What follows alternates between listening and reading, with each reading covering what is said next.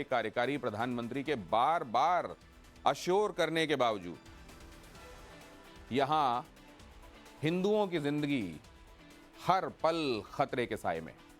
TV channel पर मौलाना खुल्लम खुल्ला खून खराबे की धमकी दे रहे हैं तो बांग्लादेशी कट्टरपंथियों की फौज लोगों के रोजगार पर चोट कर रही है। अराजकता में लिपटे बांग्लादेश के हिंदुओं की नौकरी पर अब कैसे बनाई है, बिगन बोल्ड की इस रिपोर्ट में देखिए।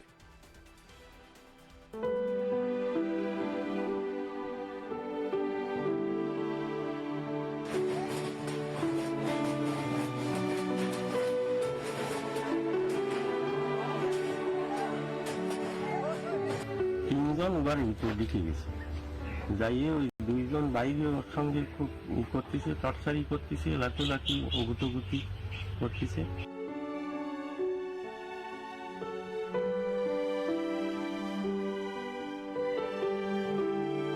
আমার অনেক মালামাল, তারা অনেক নগদ টাকা এইগুলা নিয়ে গেছে।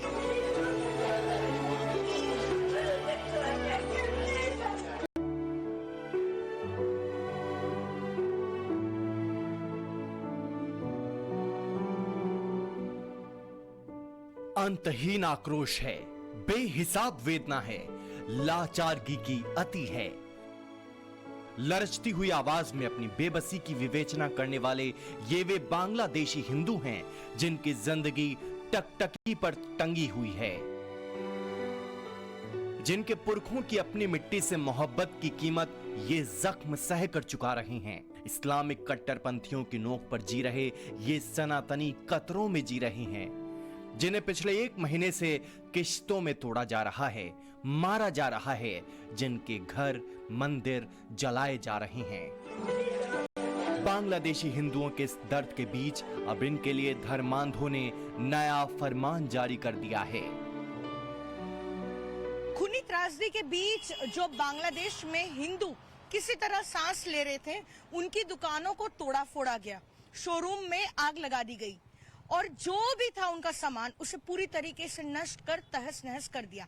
लेकिन जो बांग्लादेश में हिंदू नौकरी करते थे, अब अलग अलग शहरों में उनको नौकरी से निकाला जा रहा है। अब जबरन उन बांग्लादेश में रह रहे हिंदुओं को नौकरी से इस्तीफा देने के लिए कहा जा रहा है।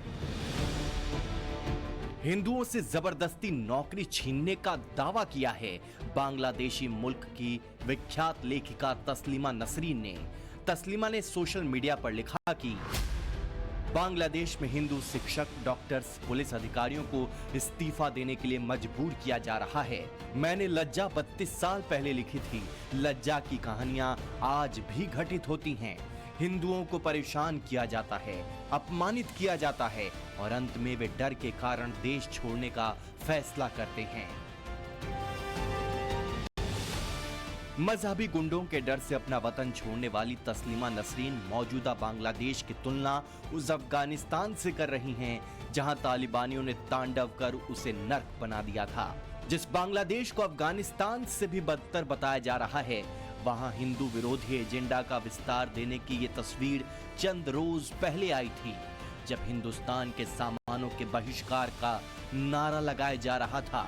गली गली दुकानों में घूमकर भारत में बनने वाले प्रोडक्ट को बॉयकॉट किया जा रहा था।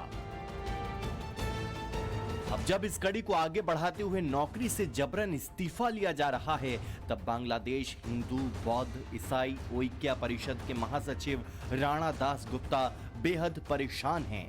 उन्होंने दावा किया है कि हमारी चिंताएं अभी खत्म नहीं हुई हैं। अल्पसंख्यकों के सदस्यों को सरकारी कार्यालयों और कॉलेजों तथा स्थानीय सरकारी संस्थाओं के सदस्यों से इस्तीफा देने के लिए मजबूर किया जा रहा है।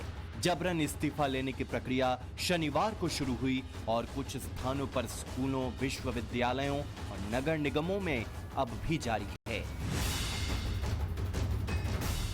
अंदाजा लगाइए कि क्या स्थिति है बांग्लादेश में। और ये स्थिति तब है जब हिंदुस्तान के प्रधान ने लाल किले के प्राचीर से बांग्लादेश में हिंदुओं पर अत्याचार को लेकर आवाज उठाई थी। बांग्लादेश में जो कुछ भी हुआ है उसको लेकर पड़ोसी देश के नाते चिंता होना, मैं इसको समझ सकता हूं। मैं आशा करता हूं कि वहां पर हालात जल्द ही सामान्य होंगे। खास करके 140 करोड़ देशवासियों की चिंता कि वहां हिंदू, वहां के अल्पसंख्यक, उस समुदाय की सुरक्षा सुनिश्चित हो। इन शब्दों का असर हुआ। कुछ ही घंटों में बांग्लादेश के नए नवेले कार्यकारी प्रधानमंत्री मोहम्मद यूनुस का फोन आया। ये वही 84 बरस के मोहम्मद यूनुस हैं जो शपथ लेने के तुरंत बाद एक्शन में आए। ढाकेश्वरी मंदिर गए, हिंदुओं से मिले, हिंदुओं की सुरक्षा की प्रतिबद्धता दोहराई। बांग्लादेशी हिंदुओं के परवाह करने वालों को एक उम्मीद सी जगी। हिंसा की तीव्रता में थोड़ी कमी भी आई, मगर अब हिंदुओं की नौकरी छीनी जा रही है। एक तरफ बांग्लादेशी हिंदुओं के रोजगार पर चोट की जा रही है, तो दूसरी ओर बांग्लादेश को कट्टर इस्लामिक राष्ट्र बनाने के लिए बेचैन मौलाना ब्रिगेड हिंदुस्तान के खिलाफ जहर उगल रहा है। मोहम्मद यूनुस का नाम लेकर धमकी दे रहा है। अनायतुल्लाह अब्बासी नाम के नफरती मौलाना ने कैसे कत्लेआम की धमकी दी है, वो सुनिए जरा।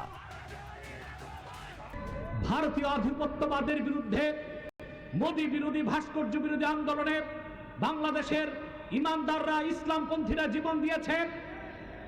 সেই ক্ষোভ বিস্ফোরণের আকারে বহিঃপ্রকাশ ঘটেছে ছাত্র আন্দোলনের মাধ্যমে। ভারতীয় আধিপত্যবাদ থেকে বাংলাদেশ মুক্ত হয়েছে।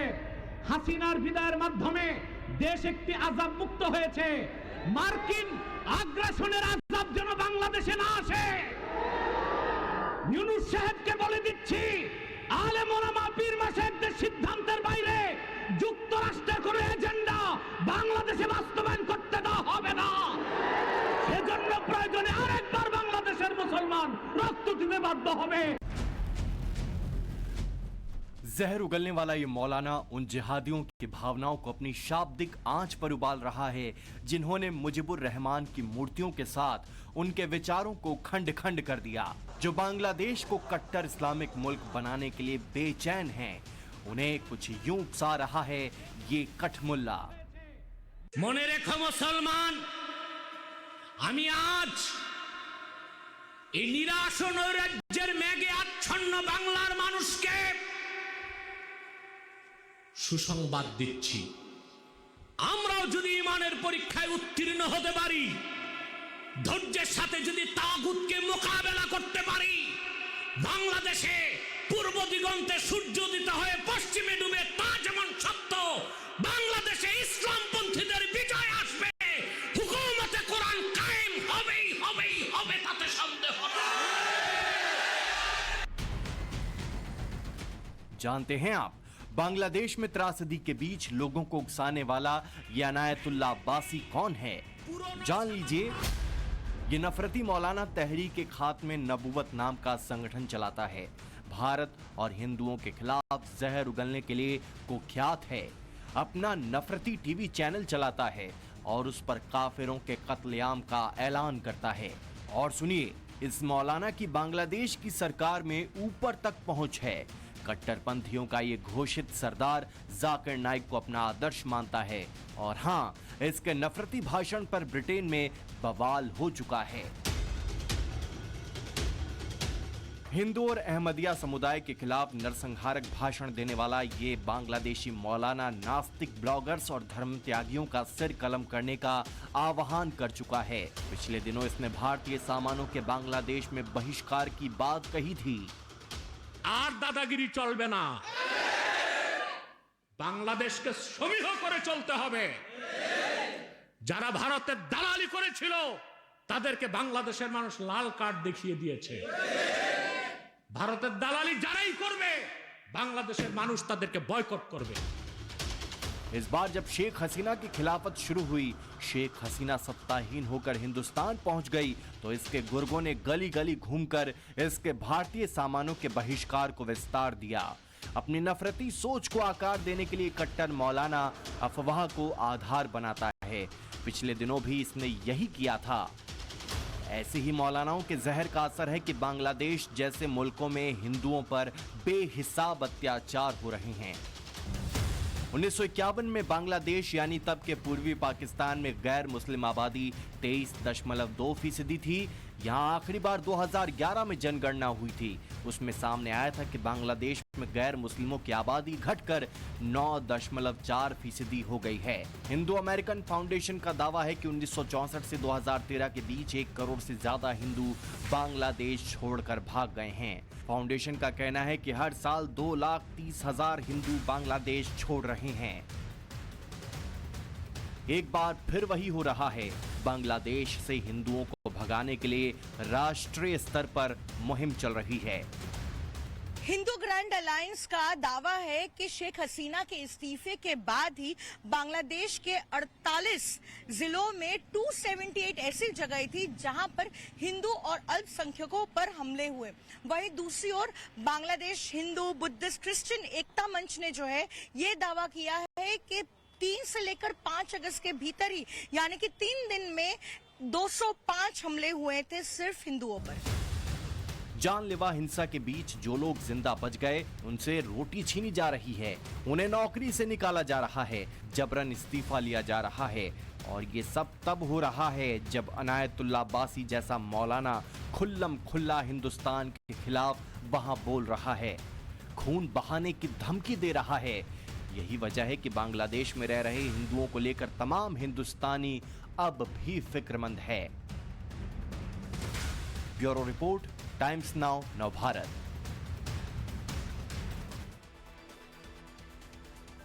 यहां आपने देखा कि किस तरीके